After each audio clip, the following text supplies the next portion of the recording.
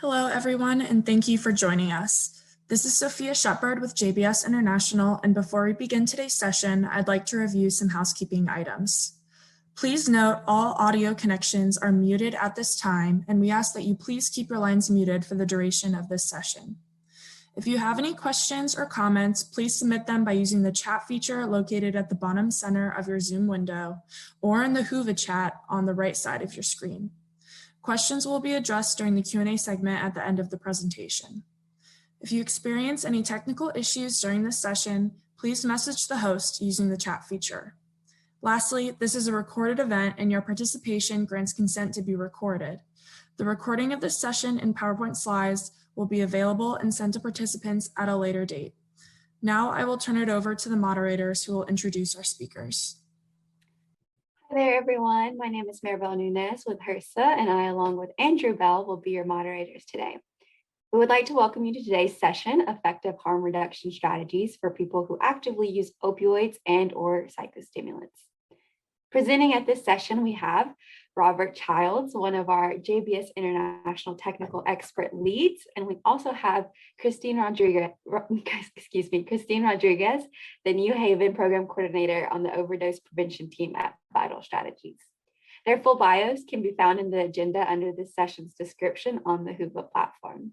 And with that being said, we'll turn it over to our first speaker, Robert Childs. Thank you so much.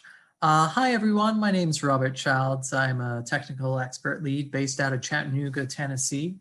It's a lovely day down here in Chattanooga. I even got my iced tea ready for this presentation. So excited to see all y'all today, and thanks for joining us. Today, we're going to be going over effective harm reduction strategies for people who actively use opioids and/or psychostimulants. And I'm joined today by the amazing Christine Rodriguez, who will be coming to us as well. And she and I will be switching back and forth as we go through this presentation and talking about a multitude of subjects. So today we're going to be talking about the 4 waves of overdose in the United States, especially as it revolves around the increase in overdose deaths around psychostimulant use. We'll talk about why people are using drugs in the first place, why people aren't going to treatment when a lot of folks are like, why aren't they going? We'll talk about that and banter a bit why that is. We'll be talking also quite a bit about stigma and discrimination. What is this harm reduction platform that can help reduce drug overdose death? We're going to talk about strategies to improve the health and dignity of people who use drugs, and then wrap it up with Q&A and citations. And with that, I'm going to pitch it over to Christine, who's going to take us off and start talking about the 4 waves of drug overdose. Great, thanks, Robert. Thank you for having me here today. It's a pleasure to be with everyone. Before we jump in, probably the first thing I should say is I'm not here representing Vital Strategies or the city of New Haven, the requisite disclaimer. But let's move on and talk about the 4 waves of overdose death in the United States. So you can see in this graph, we're really talking about several different waves as of the late 90s. First, beginning with prescribed opioid painkillers, right? And as the feds began to sort of crack down on this, on pill mills and these sorts of operations, we saw a subsequent rise in heroin overdose. And later, as most folks will have recognized by now, I imagine, around 2014, 2015, we really started seeing synthetic opioids hit the market, fentanyl contaminating the drug supply. And so most of the heroin that we're seeing out in the drug supply is not exclusively heroin. It is often mixed with fentanyl or exclusively fentanyl, right? And so this sort of took folks by surprise, and you can see the really sharp increase there. Sort of coming along on the back end of this rise with synthetic opioids, we see in the orange line here, cocaine and other psychostimulants, particularly methamphetamine, right? And so we want to think about this, this stimulant-involved overdose crisis, both independently and intertwined with these other opioid-related overdose crises. Next slide. So the 4 waves, right? This nice chart breaks out cocaine and amphetamine, methamphetamine. So we don't have just a stimulant line, right? But the prescription opioids in the purple, heroin in blue, synthetic opioids in green, that really sharp line, and psychostimulants orange and yellow. You can see the increase in both among cocaine and methamphetamine involved overdose deaths. Next slide. So just talking about the 4th wave, so we're all sort of on the same page, a little level setting. That the primary reason for a lot of these deaths is co-use, is stimulant use with opioids, right? 9 out of 10 of the deaths that we see related to psychostimulants involve opioids. And so this could be intentional, right? Whether we're combining cocaine and an opioid like heroin, or in this case fentanyl, speedballs, goofballs, methamphetamine and heroin, or fentanyl as we're talking about these days, or unintentional, right?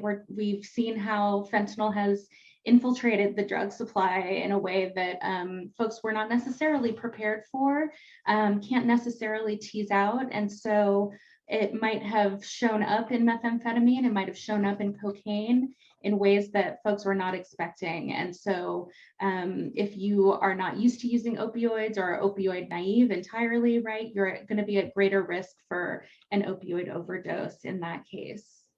Next slide. So I love these great charts now. A growing share of stimulant deaths involving opioids, right? So you can see with the orange bar, that's any opioid involvement at all. The purple is prescription drug involvement, and blue is heroin, with green being synthetic opioids. And you can see between 2013 and 2018, that really, really sharp rise, right? So we're really looking at fentanyl and its analogs here. Next slide. And so among opioid involved overdose deaths, a growing proportion involving stimulants. So blue, and for folks who aren't able to read the legend, any stimulant involvement. Orange again is cocaine, and the lighter orange yellow methamphetamine involvement. And we can see in particular from 2013 to 2018, enormous rises in the proportion of opioid overdose deaths that are involving stimulant drugs. Next slide, please. And here, this is data from summer of 2019. So there may be additional states on this list as of now, right? But states that as of that time were reporting more deaths from psychostimulants than synthetic opioids. So we think about the opioid overdose crisis, and we think about fentanyl really having an enormous impact. And it's very important, I think, that we think of this in terms of polysubstance use, in terms of the contamination of the drug supply, because a lot of those stimulant deaths are involving the synthetic opioids. And we can see some of your states represented here. Next slide. So as we move from the data, let's look at why are people using drugs in the first place. And so there's a variety of different reasons why people are using, from personal coping to barriers to treatment, societal, institutional disparities and discrimination, as well as some law enforcement issues. And if we're looking at the underlying reasons as well as why people are using drugs, we can't discount the impact of adverse childhood events, as well as access to behavioral health services, as well as issues around a living wage. So say, for example, in your home community, the average person can only make $10 an hour at a normal gig. You know, they're going to have to work multiple full-time jobs in order to make ends meet. And so if they're having to do that, using a psychostimulant may make sense in order for them to complete multiple full-time jobs so they can pay rent, so they can take care of their children, and also so they can just take care of their family and pay their bills, pay their car bill, yada, yada, yada. And so that is an issue that we see continuously throughout the United States and is something that needs to be addressed if we're going to decrease the rate of overdose across our country. Also, we see a lot of times why people continue to use drugs. I don't know if any of you can't sleep well at night. Not much going on in the world right now, right? So like if you have trouble sleeping, I know I'm one of those human beings, you may use drugs to help you with sleep. You may have a child who is really stressful to manage, and so you use something to self-medicate. A lot of folks may do something in their life which is called falling in love. And if you ever fall in love, you may fall in love with someone who may make you want to use drugs. Or they use drugs and you're like, oh, maybe I'll do that. And so that's a really big deal. Or maybe you have a criminal record, or you experienced a lot of racism in life and you want something to chill you out. And so it's a very easy reason to use drugs, as well as there may just not be any evidence-based medications in your region to help you come off drugs, and so, or manage your drug use. And so that may be why you just continue to use, because there ain't no treatment around. And then also there's a huge issue, especially involving psychostimulants, where the most effective treatment out there, or effective module in reducing your use or ending your use, is contingency management, and it may not be available in your area. And that's a massive barrier. And again, this is why people don't go to treatment. Again, it may not exist, or the type you want may not exist, or, there just may not be the capacity. And so like when people aren't going to treatment, I don't know, I was just talking about this with a grantee of mine, then if I do a search in their region, the only thing that pops up for treatment is the $17,000 a month treatment program. And I don't know about you all, but I don't know anybody who can afford that. And so that's a huge barrier, as well as if I go to residential treatment, especially, I may lose my job. And so I like my job. I don't want to lose my job. And so I may not go to treatment because it impacts my job. Or maybe the dosing hours are during the standard workday and I can't get away from my job in order to go dose on methadone or buprenorphine. So that's extremely problematic. Or my job's on one side of town and the clinic's way over on the other side of town. How am I going to get there? If I even have transportation, which is another barrier to treatment, as well as stigma, as well as childcare. Like, what do I do with my kids when I go? That's a huge, huge issue. And not enough treatment centers around this country have childcare features or a place one would want to bring their kids with them. And that's a problem, because a lot of us have kids, and I'm somebody, I have 2 kids, and I'm just like, what would I do? I don't know. I don't have anybody who would want to watch them at 6 a.m. Like, what would I do? And that's something a lot of people across America are struggling with, as well as, does it, have access to healthcare? And one of the big issues we have too is, say, for example, I got incarcerated for my substance use disorder and I want to set up services when I get out, because I know if I don't set it up soon, it's going to be tough for me to, get on the right path in my first 48 hours. And a lot of treatment facilities won't take people's calls from jails or prisons because they have to call collect. And so they don't want to take the charges. So therefore, we're missing a massive service option for folks who are coming out of incarceration, which leads to structural issues in our society. And it's something that's a real big deal. As well as another big reason is a lot of treatment facilities have something called a law enforcement officer sitting in the lobby or outside. And if I'm somebody who's historically being harmed by law enforcement, or I have a criminal history, or law enforcement have done something to my family over time, or a friend or a loved one, I may not want to go because of just the presence of the badge at that site. And again, geographical issues, rural issues, we got a lot going on here to prevent people from going to treatment. And I hope that, with everybody's work on the RCORE project, we're working to address that, to get people into the gold standard of treatment, and hopefully connecting people with great supports to help people on any positive change. Also, when we're looking at some of the service provider issue, I did want to talk about, again, there are issues that everybody is experiencing. And again, that childcare one is number one. We have some Grantee is doing amazing work on addressing the childcare issue, and I'm really excited about some of that. Some are actually becoming licensed childcare facilities, which is awesome. Good for them, right on. Also, if a site accepts Medicaid or not will impact who's coming in.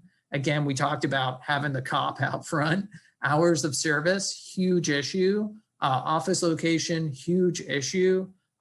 Also, if it costs a lot for service, people may not be able to make it. And again, a lot of programs may intentionally or unintentionally discriminate against people who are criminally involved and justice involved. And we need to figure out how to get around some of that to make sure everybody can get into care. And then if we're looking at the BIPOC and immigrant population, especially language, culture, immigration status, having staff that represent the community, huge issue. I do volunteer in naloxone distribution in my spare time. I go out to 7 methadone buprenorphine clinics in rural and suburban areas, and only one clinic has a non-Caucasian staff member. I mean, it's pretty glaring when I go out. I'm like, whoa. Also racism that may be experienced by people coming into the office, as well as historical trauma, especially when we start talking about First Nations and African-American experience and Latinx experience. So how does stigma impact folks who use drugs who are experiencing that woe? So we'll see a cycle of drug-related stigma from just straight out stigma. Language will be pushing stereotypes and labels, have unintentional expectations and role, which may lead to limited opportunities for people, and internalized and reinforced stigma throughout, which leads to negative outcomes with internalized stigma, which may include increased depression, avoidant coping, social avoidance, decreased persistence in accessing behavioral health care, decreased hope and self-esteem, and worsening psychiatric symptoms. And then lastly, I did want to talk about how discrimination may impact people who use drugs as well through the law. And that may be limited access to health services, limited access to housing. People's finances may be impacted by having to pay adverse fees. They may have their driver's license revoked. They will get criminalized. And if they're criminalized, it leads to all kinds of problems that create all kinds of barriers to people with substance use disorder. Again, it may impact employment. So if I have a criminal record, especially if I'm a known person who uses drugs or used to use drugs, I may be discriminated against in my employment when it asks me about my criminal history, or if I've consumed illicit substances. I may have my welfare changed. I may not be able to get an educational loan to advance myself, so I don't have to be stuck in a certain situation in life. And it will also limit national and international travel, especially travel from state to state is what we're worried about for a lot of folks.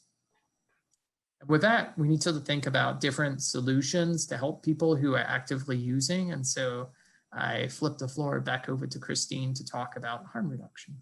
All right, thank you, Robert. What is harm reduction, right? And so when we think about harm reduction, we're thinking about it in a couple different ways, right? So the first really speaks to the interventions, a set of practical strategies and ideas aimed at reducing negative consequences associated with drug use. And it's important, that word associated, right? Because as Robert is talking about, there are a lot of barriers to treatment. There are a lot of reasons that people use drugs, but those don't have to result in some of the negative consequences that we associate with drug use or drug policy, et cetera. And so this is sort of our bread and butter interventions when we think about syringe service programs, when we think about naloxone distribution. This is the kind of harm reduction that we're talking about. Harm reduction also is a movement, right? It's a movement for social justice built on a belief in and a respect for rights, the rights of people who use drugs. And when we're talking about rights of people who use drugs, we're not only talking about the right to use drugs themselves, but we're talking about the right to parent our own children, right? To seek and receive gainful employment, to have housing, right? So some of these basic human rights that are violated in many places in the world routinely, right? And so there is an inherent sort of fighting against the stigma and discrimination that Robert is talking about in order to get some of this work done. And we know in some areas where these interventions are less accepted, that sort of social justice work, that activist work is necessary in order to forward the practical strategies that really help advance the health and well-being of folks who use drugs. Next slide. So what else is harm reduction? Harm reduction focuses on positive change, any positive change, right? Small steps matter. Incremental change can turn into really big change. I often tell people that 100 pennies is going to buy the same thing as that dollar, right? So the little steps really matter. Absolutely non-judgmental care. It doesn't mean that we're suddenly non-judgmental people, but we really have to practice on reserving that judgment when we're working with folks who use drugs, practice our poker faces, right? And we will process some interactions or vent about them with others that are appropriate, right? But we want to just come in and accept folks for who they are and where they are in their journey. It fights discrimination, as we were talking about, as a social justice movement, in addition to being a set of interventions and ideas and strategies. It neither requires abstinence nor is it against abstinence, right? Drug use falls along an entire spectrum. And if abstinence is someone's goal, then right on, let's see how we can get to that goal, but it has to be their goal first. And it never ever attempts to minimize or ignore real and tragic harm associated with licit and illicit drug use, right? We're very cognizant of those harms, and we want to help folks in the most manageable way possible, reduce them and live full and happy lives. Next slide.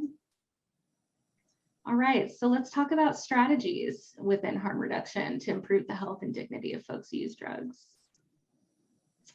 There are a bunch, right? And so the thing that I think is really wonderful about harm reduction is its flexibility, its creativity, and its ability to sort of pivot depending on the circumstances and really lay out a menu of options for folks. It's all about options.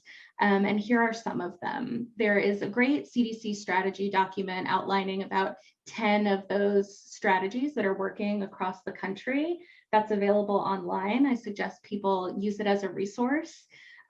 Syringe service programs are incredibly important. You saw on the list, there were other things like drug checking, drug testing, so that in particular, people understand with this supply right now, what's in the drugs that they're consuming, right? If, if my stepdad were to buy a lawnmower, he'd create some spreadsheet of, the top 25 he was looking at and be able to research and get all of the sort of specifications he needs. We don't have that for drugs, right? We can look up our medications, but we can't look up the sort of street drugs that are still prohibited.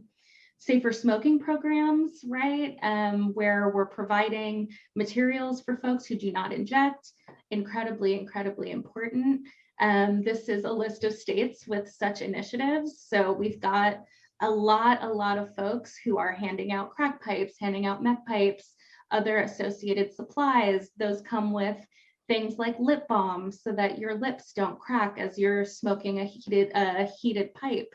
These sorts of tools that folks can use to stay safer. And I think we focus a lot on syringe service programs because of this list of potential harm reduction interventions. Syringe service programs are often the most effective distributors of naloxone, of safer supplies. They are positioned by virtue of their staff having lived experience. Ideally, their staff have lived experience. They're able to build relationships of trust, relationships that are honest, and relationships that are non-judgmental. And that really facilitates the interventions that we're talking about, is those relationships. So according to the research, luckily we have many decades of research on the benefits of syringe service programs, lowered incidence of HIV and hepatitis C infection, particularly if we are combining syringe service programs with access to medication for opioid use disorder. Participants are more likely to enter drug treatment than non-participants rather than vice versa. Users of syringe service programs are more likely to stop injecting drugs, especially when we're offering those safer smoking supplies and other types of other supplies to offer options for other routes of administration. They decrease accidental needle sticks among law enforcement by 2/3, decrease crime associated with those programs and the neighborhoods that they live in. And really do a lot of wonderful services for the community, including cleanup of improperly disposed syringes and needles. We see sometimes syringe litter in parks and alleyways, and folks really aren't trying to be disrespectful, irresponsible. Folks don't want to get locked up on paraphernalia charges, right? So if we can give safe disposal options or have a syringe service program do community cleanup, that really benefits the entire community as well. And one of the most important benefits you can see in CAPS here is that it connects people to care. Those relationships that are built, maybe the first positive relationship someone who uses drugs experiences with a service provider in days, months, years, right? And so it's the slow rebuilding of trust in systems that's happening through this point of access, which is incredibly, incredibly important and can open up an entire world of health and wellness for people. Next slide. Again, lots and lots of states and districts like that of Columbia, District of Columbia, have safer smoking initiatives. This is really important in particular when we're thinking about stimulant use and when we're thinking about serving people and communities of color, right? So there is some data out there that indicates folks of color are less likely to inject broadly, right? And so having those safer stimulant using supplies, safer smoking supplies, safer snorting supplies can be really critical in reaching those communities. Next slide. Again, really important for Hep C prevention as well. We know when we're doing good hepatitis C prevention, we're also doing really good HIV prevention. And so there's some data that indicates that if you're snorting, that there is a possibility that some small traces of blood from your nostril may remain on your snorting straw or whatever you have to use. And that is a mode of transmission for hepatitis C, which is a really hardy virus and stays alive much longer than HIV when exposed to air, right? So it can live, as it says at the bottom, outside the body for up to 6 weeks. So this is good infectious disease prevention, as well as great tools of engagement for the community. Next slide. People who use drugs, impacts of the age of COVID. COVID has really thrown us all a loop, has really thrown a wrench into services across the board for everyone. And for people who use drugs, that's no exception. So in particular, the drug supply has become more unpredictable. I've heard anecdotally in some areas, not affected at all. In other areas, only certain drugs were impacted. And so people were shifting their use patterns to others. And people are starting to see new and different cuts, right? So contaminants in the drug supply that you are not able to then judge the quality, the purity of what you're buying. And so that becomes a risk, in particular if opioids are finding their way into stimulants, right? And so people are finding themselves at increased risk for overdose, for overamping, which is another term that we tend to use to describe stimulant overdose. And services have become interrupted just the way primary care, emergency, other services have become disrupted in the age of COVID. Next slide.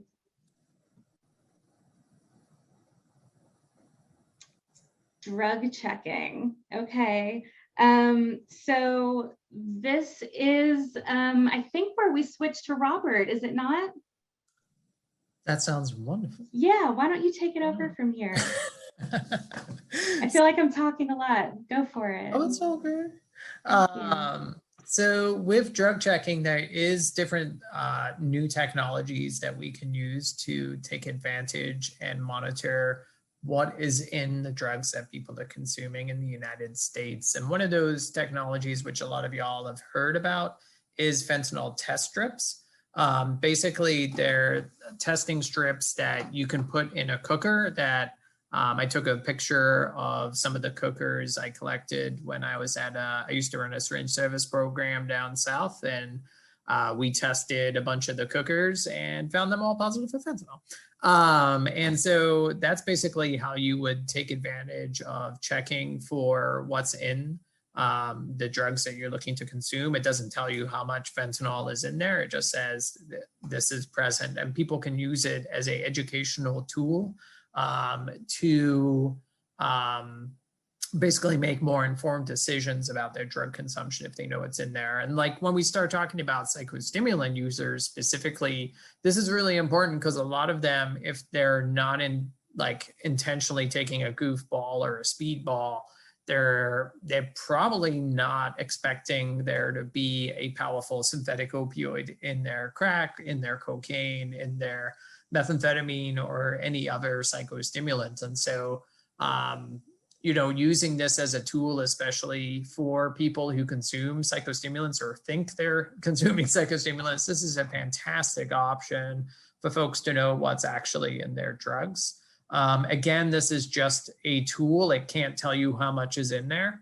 And so it is just something that you can use to increase the user's knowledge base of what's going in their body so they can adjust consumption routes and consumption amounts as well to make sure that they can be as safe as possible.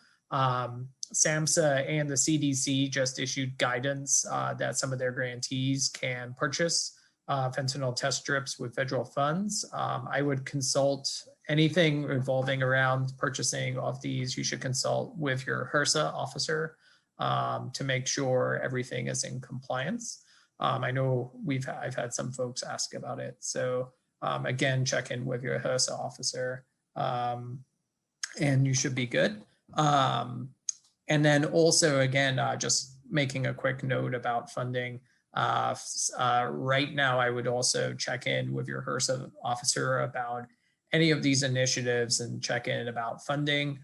There is some federal language that prevent utilization of spending money on your purchasing of syringes and cookers. And so folks know about that when thinking about program interventions, but there are other funding mechanisms for that folks can explore, and to check in with your technical expert lead about some of those and to make sure you have that information. For folks who are looking to buy fentanyl test strips, there's a website called Bunk Police. It sounds kind of weird to be buying your fentanyl test strips from a place that says the police. It is legit. And probably the top seller in the US. There's also a group called NASN, North American Syringe Exchange Network, which you could also buy these from and such.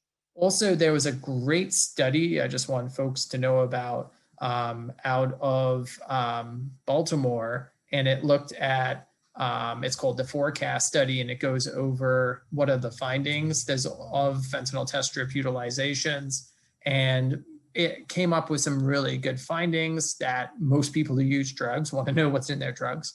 I don't think we are saying anything revolutionary there. It's like most people who consume alcohol want to know what's in their alcohol. Most people who consume cigarettes want to know what's in their cigarettes. Most people who are using illicit substance want to know what's in their illicit substances. And so this is something I thought, was quite interesting from the Forecast Study, and that the majority of people who would use drugs, especially those that are testing positive for fentanyl, would modify their behavior. So that could be using with another person, but waiting half an hour between drug consumption, between person one and person two. It could be using a third of what they were going to use. So there's less likely to be an overdose. And those are two examples that I did want to highlight from their findings from the study. And again, I have the study on the bottom there. There's also some newer studies by John Zabel that are pretty interesting about drug consumption and drug checking. And I recommend folks check that out as well. And with that, I turn it back to Christine to talk about overamping. Thank you, Robert. I love this quote. There's one appropriate response no matter how people are reacting, and that's to treat that other person who's having a crisis with compassion and treat them with kindness no matter what. That's always the appropriate response, right? So in terms of overamping, we want to be gentle with folks. We want to be kind and we want to be compassionate. Next slide. So as we were saying, overamping is the term that we would use to describe what would be an overdose on psychostimulants. It means a lot of things to a lot of people, right? It could be a physical symptom, it could be a psychological symptom, and it gets complicated because folks experience their use and experience stimulant highs differently. And so while some people might be enjoying themselves and just there for the ride, what another person is experiencing the same symptoms might classify that as overamping, as too much for their body, as too much for their state of mind at the time, right? And so while there is no just common definition, we've got some common elements to overamping. Next slide. So you can see symptoms here, both physical and psychological, with the most common in red.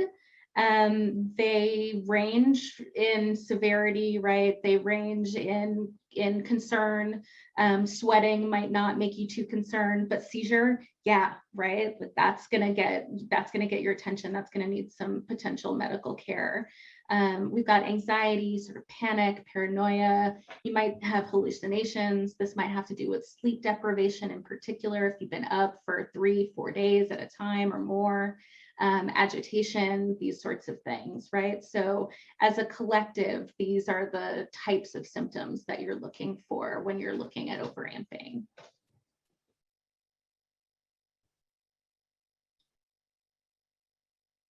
A bunch of different reasons someone might overamp on stimulant drugs, right? They might be in an unfamiliar environment. We know that using around people and places that you're comfortable with, that are familiar, reduces your chance of overdose, right?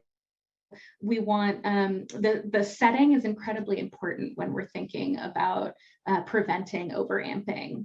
This might be because of mixing drugs, either by accident or intentionally. Again, sleep deprivation starts to mess with your mind a little bit. If anyone has insomnia out there, I know you know what I mean. Your body might just be worn down broadly. Your immune system might be worn down broadly from lack of sleep, lack of food, lack of water, because it's not something you necessarily think to be doing. You're not very hungry, those sorts of things. You might have just simply done too much for your body, right? And then again, we're talking about that inconsistent drug supply, not being able to know what's in your drugs. And so this might just all take you by surprise. There might have been more of a substance in your dose than you thought. There might be other substances that you weren't expecting in your dose. All of these sorts of things can lead to overamping. And then it's really important to ask yourself, in the case of responding to overamping, what is necessary, right? Is medical assistance required, or really do they just need support and rest? And so here are some of the symptoms that you're going to want to call 911 for. You're going to want to get someone to a hospital if they're having seizures, if they have a heart attack or a stroke. overheating to the point of 104 degrees, something like a very high temperature, or a severe psychological crisis, right? And if these aren't the case, if these aren't happening, support and rest may actually just be the best route to take. And then there are a bunch of strategies under support and rest that can really help folks come down from what they're experiencing.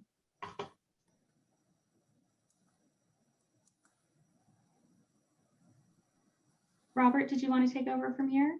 Sure.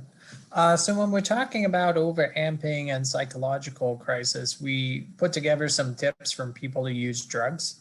And so one of the best things that kind of makes a lot of sense is do whatever works for that person and share the strategy with their friends, loved ones, and fellow folks. Hydration, always love hydration. As you can tell, I'm drinking herbal tea. Hydration's fantastic.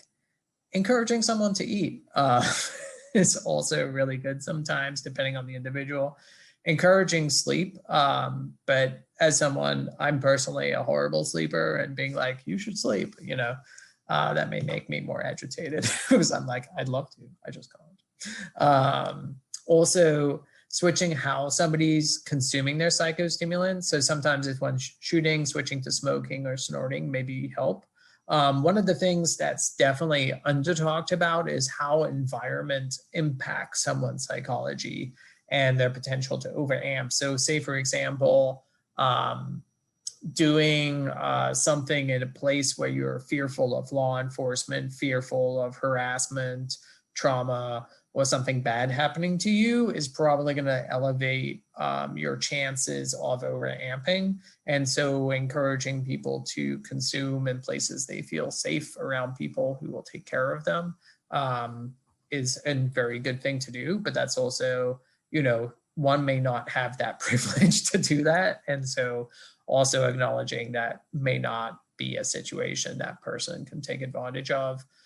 For some folks who use drugs, they've encouraged people taking a non-street acquired benzodiazepine in a very small dose to help chill if they're experiencing a situation of panic.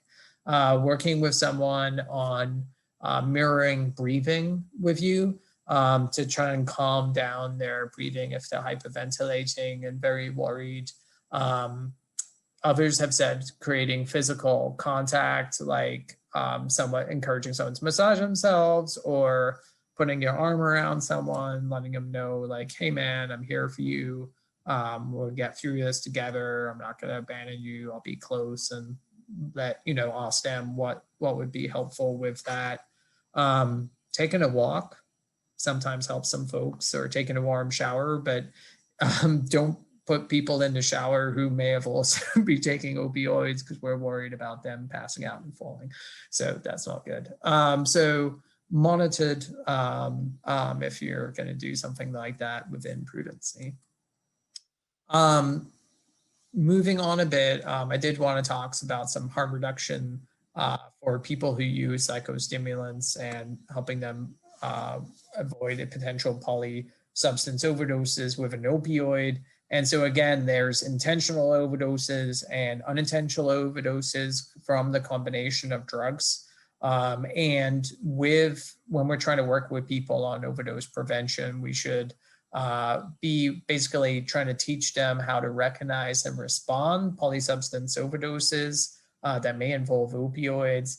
And everybody should be provided with as many naloxone kits as they need.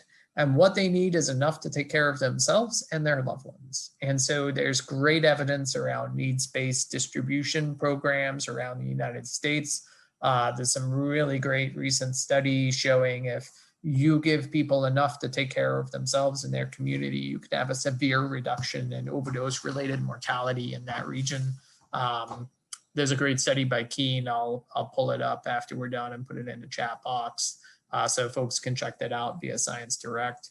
But if we train people who are actively using, the great thing is they can go out then and train their mates on what works, what the science says, so we can boost community knowledge to help more people who use drugs to be as safe as possible, and then also give them information about when they're ready to enter treatment, if they're ever ready, that here's the places you can go, and here's some great social supports that won't judge you no matter where you are in the pendulum of your consumption. I did want to also provide some background information. Some folks may not know this, but we have community-based naloxone distribution thanks to a lovely gentleman named Dan Bigg out of Chicago who just decided to start passing out naloxone to people who use drugs. And he did phenomenal work in pushing the pendulum to make community-based naloxone distribution just normal, because it wasn't normal just a decade ago.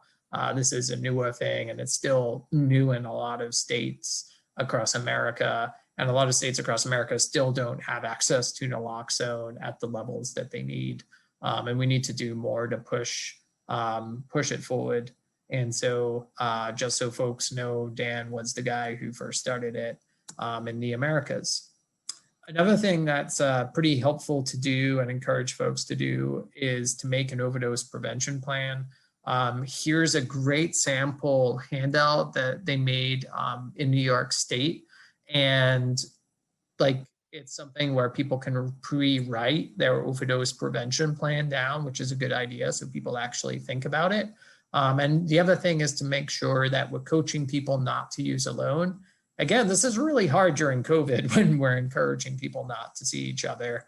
And we have seen the greatest rise in drug overdose, or we're seeing the greatest count in overdose deaths in America right now. And so, you know, obviously we need to build more safety plans. And so knowing that a lot of people are using alone just due to COVID, there are some new web-based apps that can help people who are using alone. There's one called Canary, there's another one called Be Safe. There's several others of which, if you don't make communication with your device, they're gonna call a friend or loved one to come over and naloxone you. Or if you don't have anybody on that list, they will call 911 to get you help, because we don't want anybody accidentally dying. But there are websites, there's phone services for folks who don't have web-based tech, who will be on the line with you and make sure that you're okay until you're done with your consumption event. And there's a great crew out of Indiana called Never Use Alone, which is one of those that provides telehealth to folks who are consuming drugs.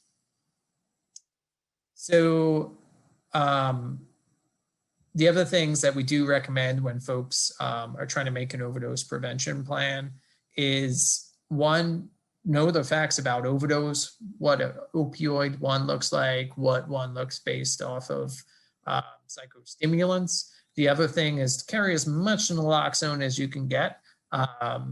Get yourself some. If you don't know how to get naloxone, talk to your technical expert lead and HRSA officer, and they can talk to you about it.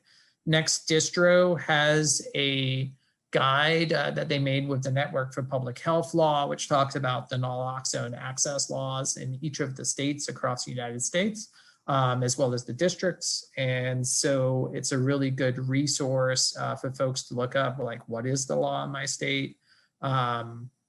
There's also, we really recommend that you look at figuring out how to consume with somebody else to look out for you, whether that's in person or via telehealth.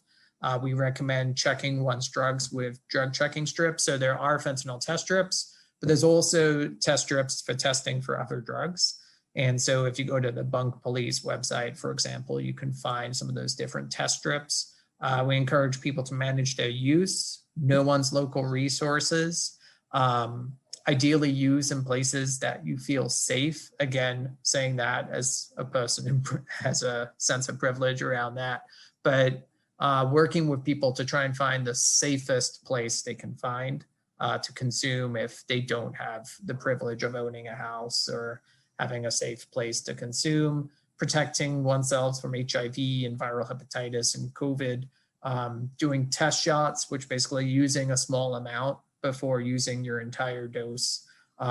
Also, you know, we know that there may be a slight decreased risk from smoking and snorting, over injecting And that may be a good way if somebody's using during COVID to decrease their overdose risk, and taking turns with your partner. With fentanyl, overdoses do happen a bit faster sometimes, just depending on the amount consumed. But we recommend like waiting a while between people using, just so people can look out for each other. So if somebody falls out, we can do something about it and administer naloxone or coach them through a overamping event. And with that, Christine, I'm going to turn it back over to you. All right. So addressing the health and well-being of folks who use stimulants means addressing their sexual health as well. And so when we're talking about psychostimulant use, methamphetamine in particular, but stimulants broadly, we want to talk about safer sex, and we want to talk about chemsex, or sex while using drugs, right? While using substances. So there's an increased risk for a few things when people are using stimulants during sexual encounters, right? One of those is disinhibition if you're using psychostimulants. That has the potential to lead to STIs, potentially pregnancy, and potentially distress, like a sort of physical distress from the longevity or the vigor, perhaps, of your sexual encounter. For folks who are engaging in sex work, particularly those engaged in survival sex work, stimulants can be really, really important tools to be able to stay up overnight, to be able to work the shift that will make you, the money that you need. And we want to try and reduce the sort of contact that folks have with law enforcement, et cetera. There are also certainly cases of law enforcement sort of taking privileges and committing sort of sexual assault on sex workers who are engaged in survival sex trades. So that's always something that we should be really cognizant of and be able to sort of talk to our members, our participants about. Using psychostimulants might be a strategy to enhance a sexual encounter, to enhance performance, right? And so if that's the goal, we want to talk about what that means for folks and what strategies they can take to keep everyone as safe as possible. And of course, the overdose risk that we can't talk about enough, particularly with an unregulated supply. And so there are a lot of harm reduction options, right? Male condoms, internal condoms, lube distribution, really important. Even if you don't have or won't use condoms, please try and get folks, to take that lube. That can really help, lower the chance of any sort of small tears or abrasions that might happen. We want to think about STIs, pregnancy, and contraception. Talking about sexual health and what risks that may carry depending on your circumstances or situation. That circumstance or situation may require safety planning or addressing potential violence in your relationships, addressing transactional or commercial sex, and sort of what that means for folks, what it looks like in their lives, and how they can keep themselves as safe as possible, right? And also addressing healthy relationships. Not all of this is happening in the context of danger and harm. Sometimes this is happening in the context of love and fun. And still, we need to have those conversations about sort of what your circumstances are and what that means. Sexual environments are just as important. When we think about overdose risk or sexual risk, the environment is incredibly important. Are you somewhere that you feel safe? Are you with people that you feel safe with? And talking about maybe setting some rules, not necessarily always for other folks, but setting some rules for yourself before sexual encounters, depending on sort of what your plan is, thinking through what, how long you might want to be having sex with which partners, do you have a partner yet? How are you going to find that partner, right? I met someone who would never ever take methamphetamine if he didn't already have a consenting sexual partner identified, right? So making those plans beforehand. Next slide.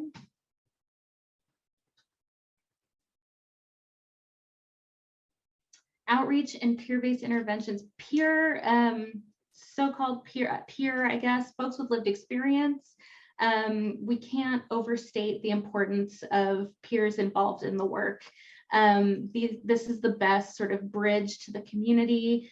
These are folks who can build really authentic, really trusting relationships with folks who use drugs, can decrease a sense of isolation and bridge folks to services, and really have the best knowledge of the community, the drug scene, the circumstances under which folks are using, and how to best reach people, both logistically and in terms of messaging, in terms of language, and those sorts of things. And so having peers on your team is incredibly, incredibly important, incredibly effective as well.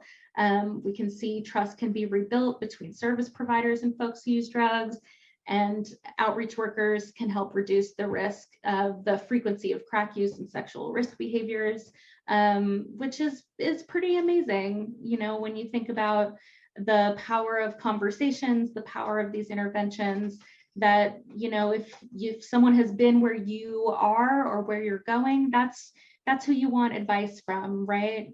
Whether it's pregnancy or breast cancer, or, you know, you're talking about ways to reduce your overdose risk, we want to talk to someone who's been there. And so involving peers and paying them well is really, really important in our work. Next slide. Again, extremely effective. We've got some citations here in case you want research to back that up. Using peers helps folks reduce their risk of contracting an infectious disease, which is really important, really amazing.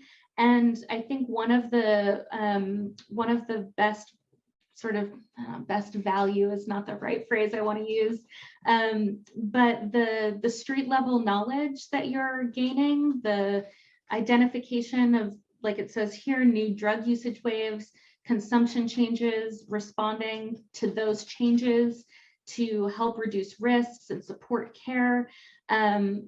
Folks have the most intimate knowledge of their own neighborhoods, their own communities, and the drug scene, right? And so some of the best information that you're going to get so that you can appropriately serve your community is going to be directly from the street. We know how far behind epidemiology lags sometimes it's years. And so we want much more immediate information to be able to pivot when necessary, like when we saw fentanyl come on the scene, right?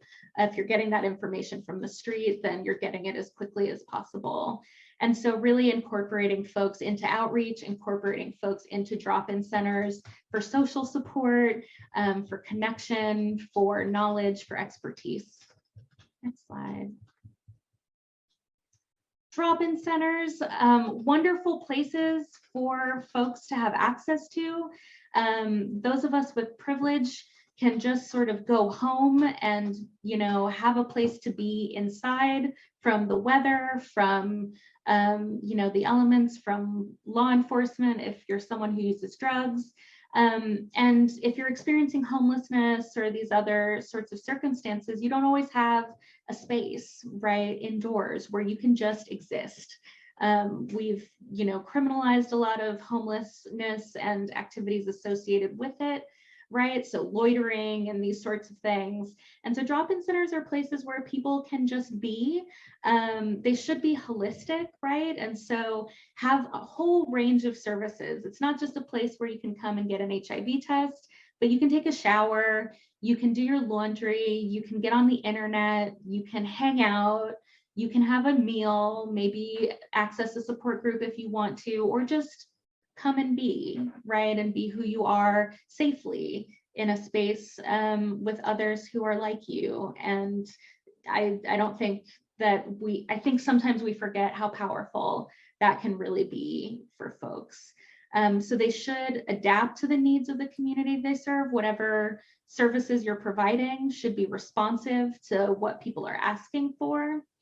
They should meet people where they're at, right? Both physically, location-wise, in the community that you're serving, as well as sort of where they are in their journey around drug use, around the other circumstances in their lives, right? Our job readiness programs, what folks need. Is it meals? Is it clothing? What are some of those basic needs that folks want to attend to first before they get that syphilis test? Because that's not really what's on their mind right now. What's on their mind is where they're going to sleep that night, right? So drop-in centers can be really, really wonderful resources for folks who use drugs. Next slide.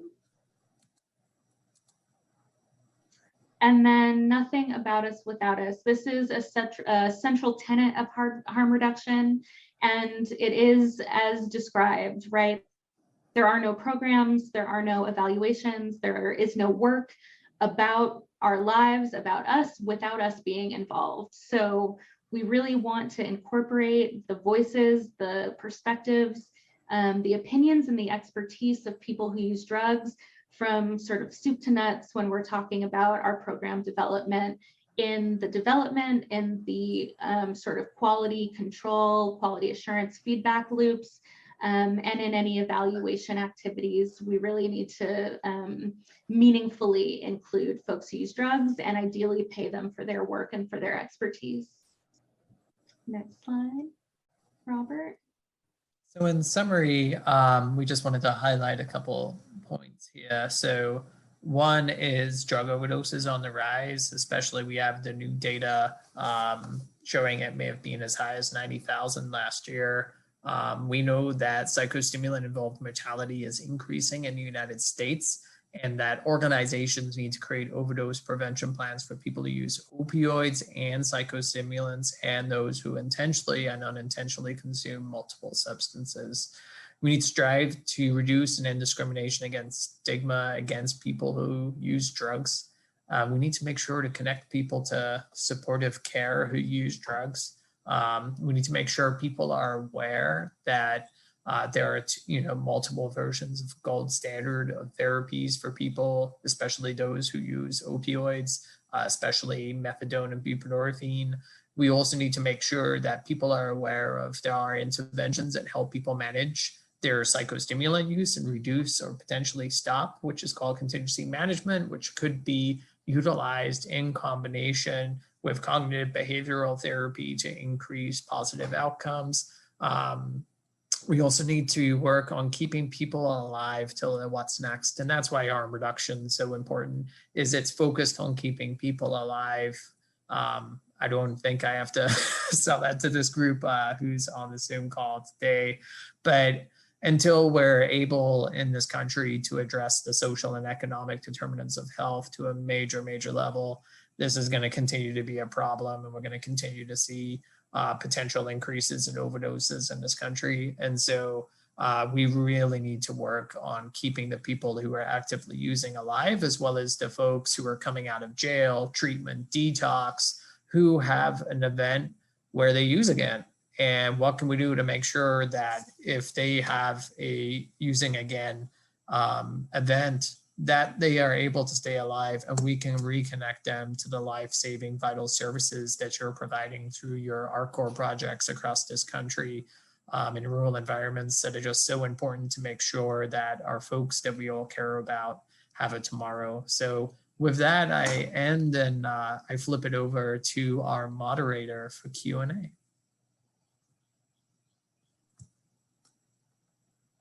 Thank you so much for such an informative presentation to you both. We've got a couple questions in the chat box that really encourage people to take good advantage of having the time with these guys here. Feel free to provide feedback as well in the chats if you're asking how to apply things in your area. Those are great questions too. An advantage of the regional meetings is there's a lower amount of people, so a higher opportunity for engagement.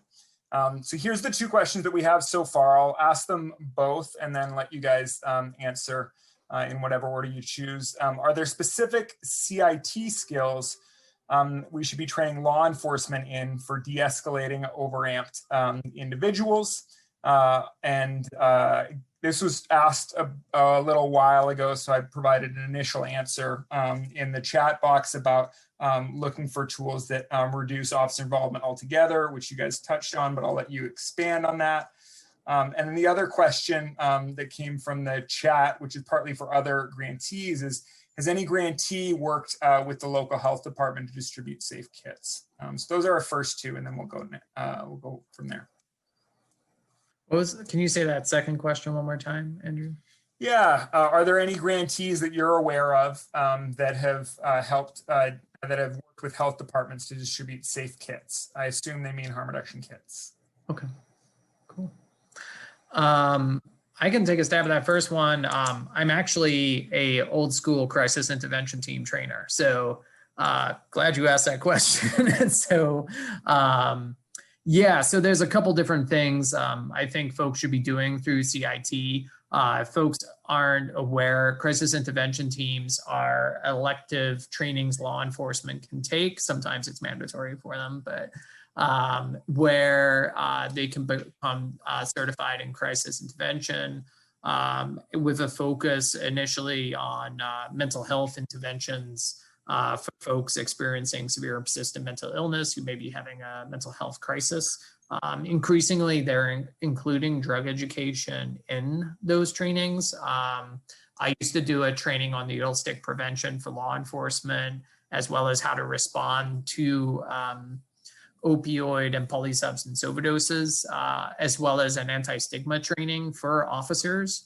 And I think like including specific training on responding to psychostimulant related overdoses is really important, but I think a lot of it can be blended, especially the mental health symptoms, into generalized responses to somebody who's experiencing a mental health emergency, which is what folks are walking in on. So training basics around de-escalation, talking to people, and talking about trying to like diffuse and calm the situation down are really, really important, as well as teaching people how to use like language better.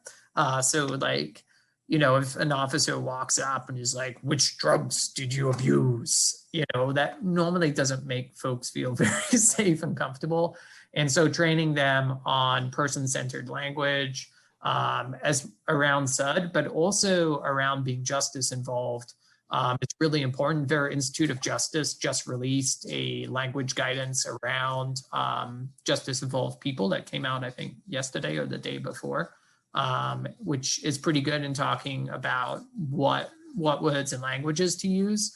Also, there are what are called co-responder programs increasingly around the United States. And if they can partner with a community member who's not wearing the badge, it's really a lot of folks who are experiencing a crisis, whether it's being driven by psychostimulants or any other mental health diagnosis, like that was always really helpful. So before I became a CIT trainer, I actually was a mental health crisis responder in Oregon, and they'd send me in before they brought the cops over because they're like, they don't want to talk to you before they want to talk to us. And like, under the majority of circumstances, we could de-escalate people. It took time. And so part of the biggest training skill we teach is patience and taking your time. And in most of those situations, you can de-escalate, which is really exciting.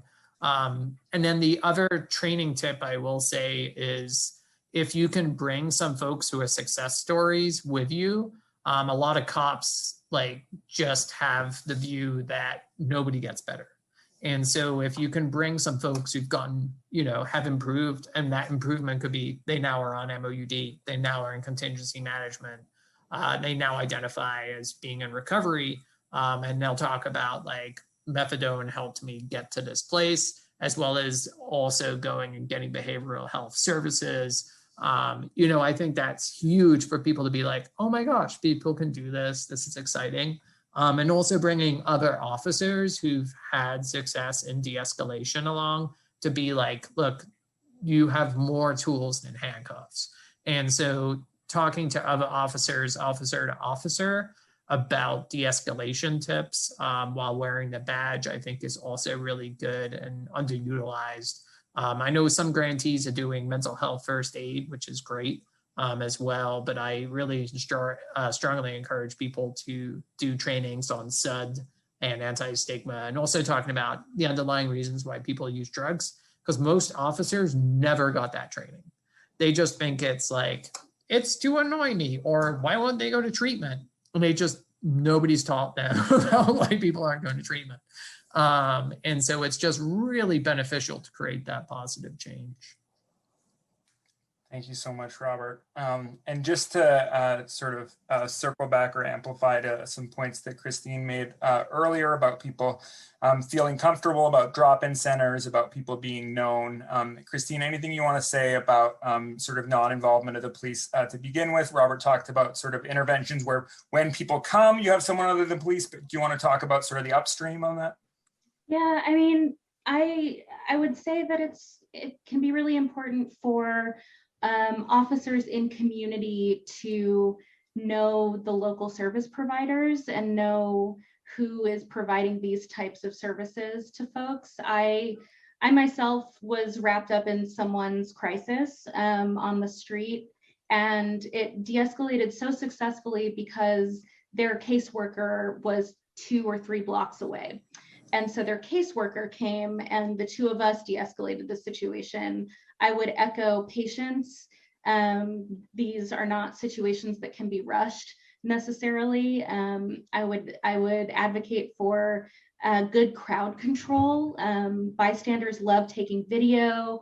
People in traffic are impatient and honk a lot. That can agitate folks and really not help the situation.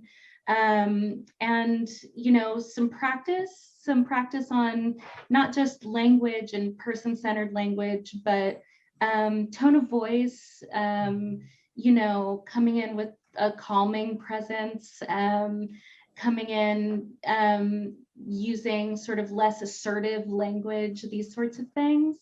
I think can be really helpful. And if you encounter folks on the scene who know that person, or service providers who know that person, to take their lead and allow them to work some, you know, some social worker magic that they have. But I would echo anything that sort of can reduce the sort of starkness of seeing a badge and then assuming, well, you know, I'm screwed, and that just having escalated the situation on its own without any interaction really even having to happen. Yeah, thank you, Christine. It sounds like because the caseworker was close, and just as you said, when someone is known, y'all were able to reach through what paranoia or psychosis the person might have been experiencing. Or even just being nonverbal, that comfort was able to sort of forestall any other involvement in any other escalation. Exactly. They basically backed off and let us handle the situation, and it worked out thankfully fine, and everyone ended up safe. Wonderful. So we've got a question. This is probably more for Robert, or if there are grantees here who work with health departments about distributing safe kits.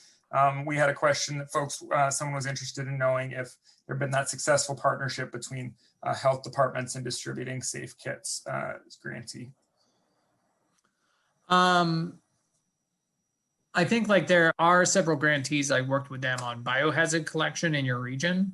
And so we got a thing called fit packs, because I believe SSPs were illegal, where we were, I was providing some feedback to. So we started with a biohazard collection project.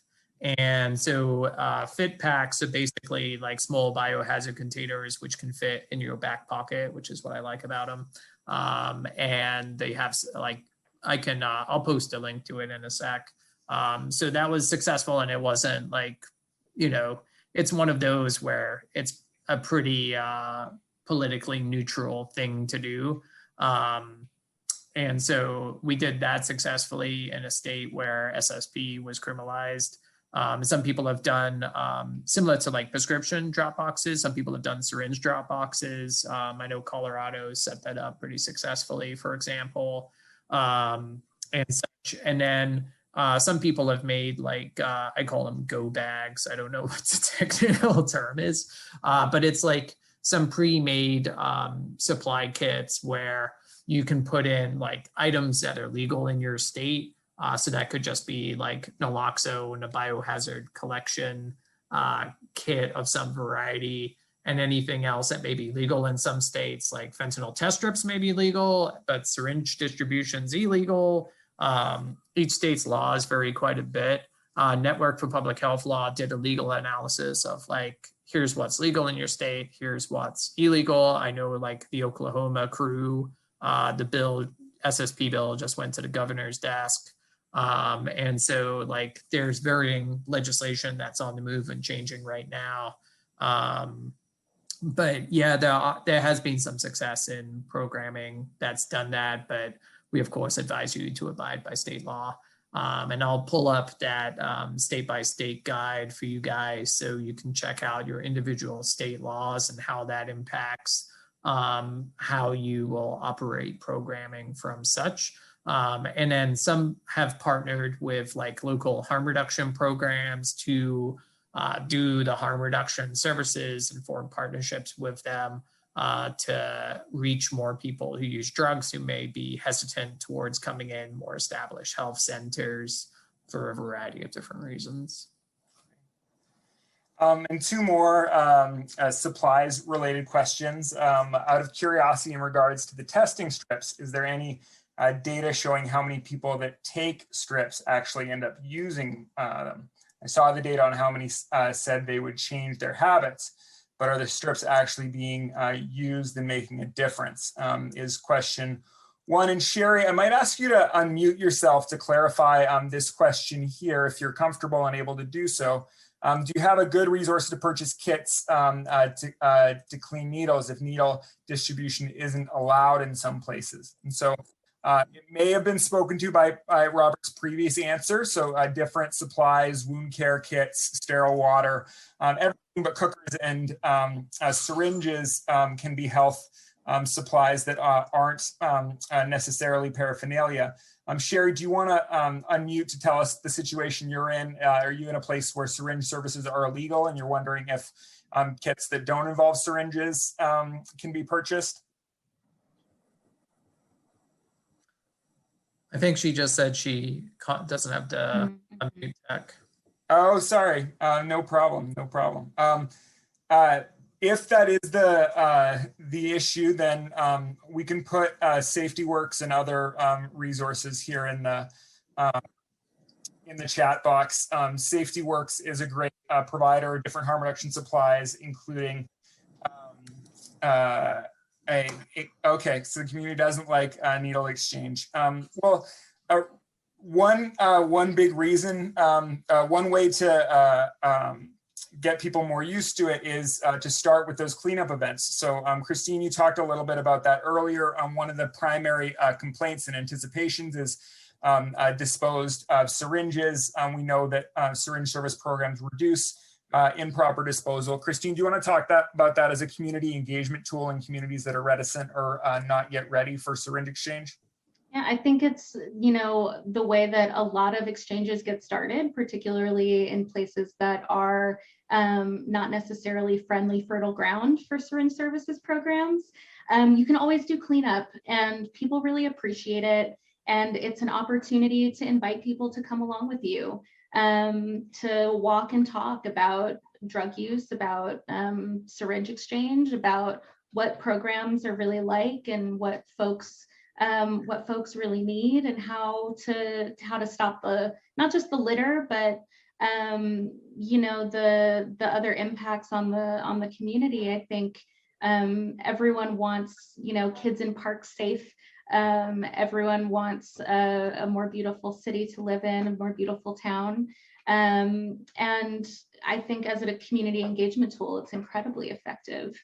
I'll also say, I believe that the forecast study did address how many folks would be interested in receiving test strips if they were available.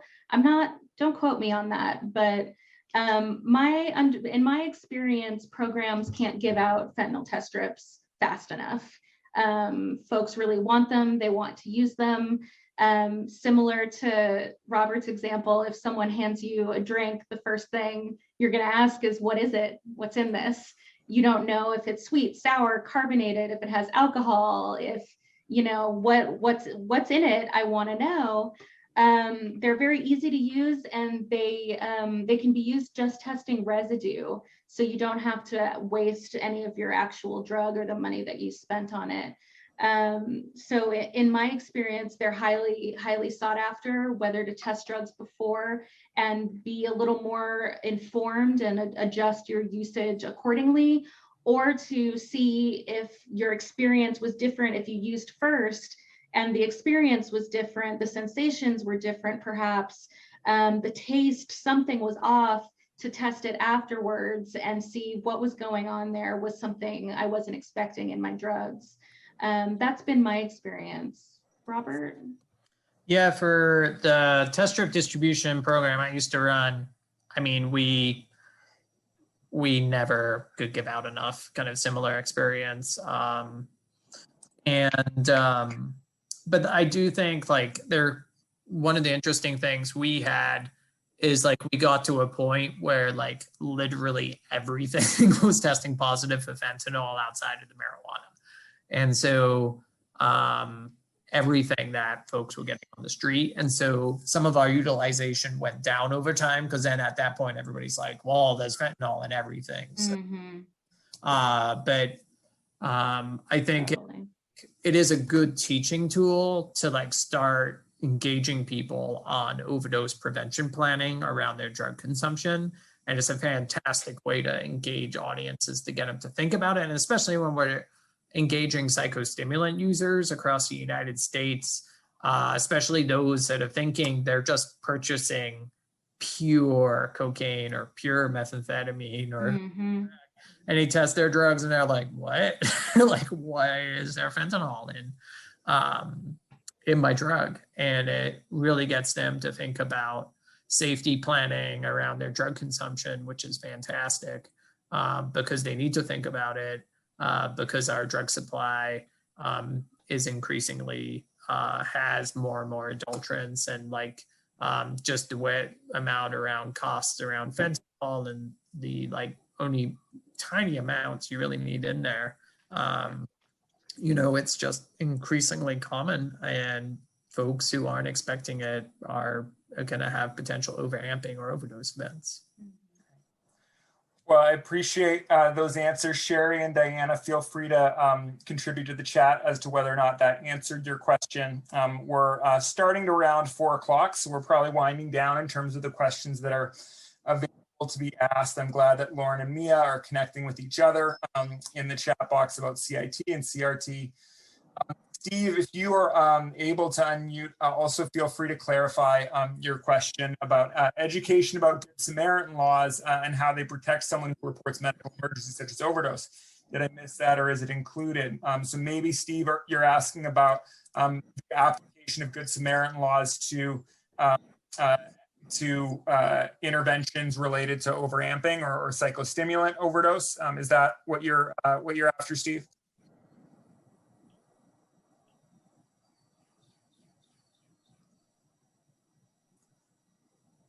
Feel free to interrupt us if it's, there we go. If you say study, you won't get charged with possession. Do you want to talk about those intersections, Christine or Robert? I would start by saying that Good Sam laws are really important and can be really valuable, and it's tricky. If folks have warrants out, they're not often protected.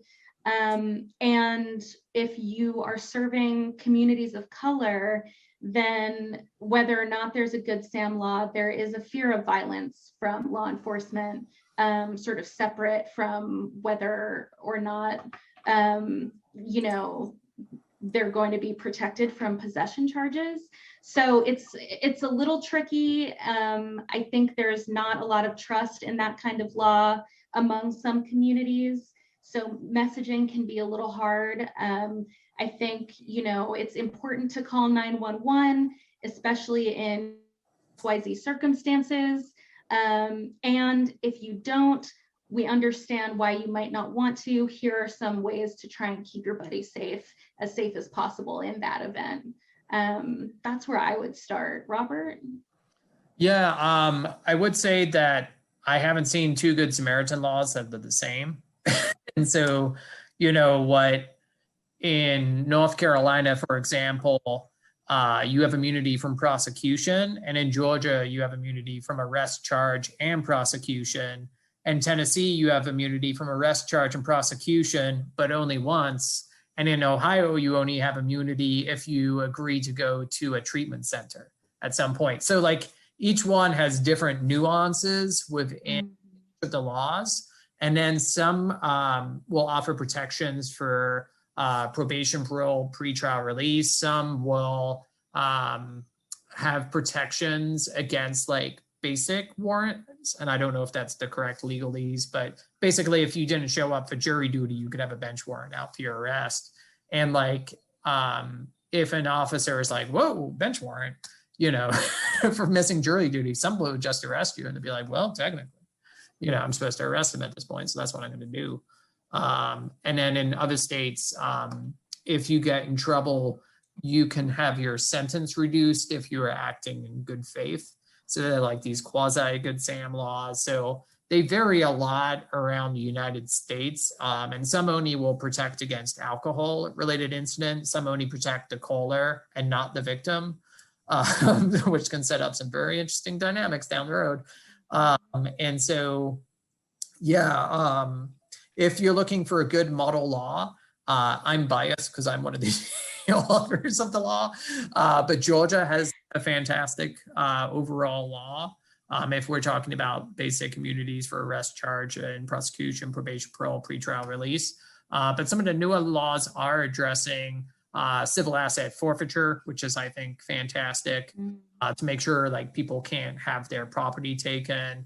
And I think like new laws on the horizon need to make sure to protect people's cell phones and computers from being taken possession of going forward in new regulation. But I haven't seen anything like that yet on the horizon, but I hope, states will consider that.